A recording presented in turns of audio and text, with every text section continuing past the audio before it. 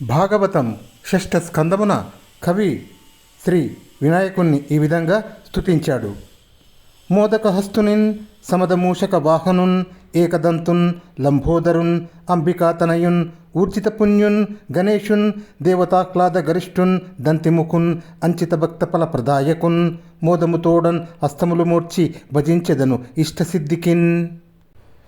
దేవతలకు ఆనంద సందాయకుడు, ఆశ్రితులకు అభిష్టఫల ప్రదాయకుడు అయిన గణనాయకుణ్ణి ప్రీతిపూర్వకంగా చేతులు మూర్చి పూజిస్తాను.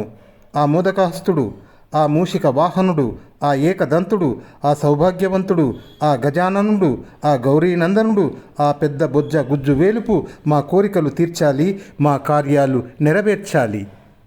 కవి సరస్వతిని ఈ విధంగా స్తుతించాడు. కల్లతనంబుగాక పొడగట్టిన పూర్వపు రీతి నేడు నా ఉల్లమునందున ఉండుము సమున్నత తేజముతోడ భక్తి రంజిల్లిన చూపు కూడా విధించెందిన ప్రోడ బుధాలి నీడ మా తల్లి దయామ తల్లి ప్రణత ద్రుమకల్పకవల్లి భారతీ.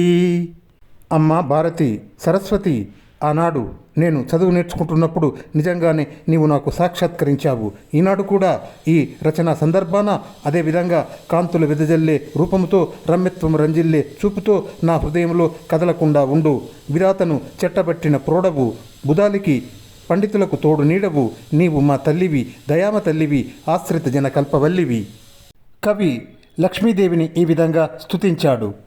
విలసిత్ కంకణ రవరవ కలితంబగున్ అభయవరద కరములు పెరయంచెలరేగి భక్తులకును అల కలుములు దయసేయు జలది కన్యకన్ తలంతున్.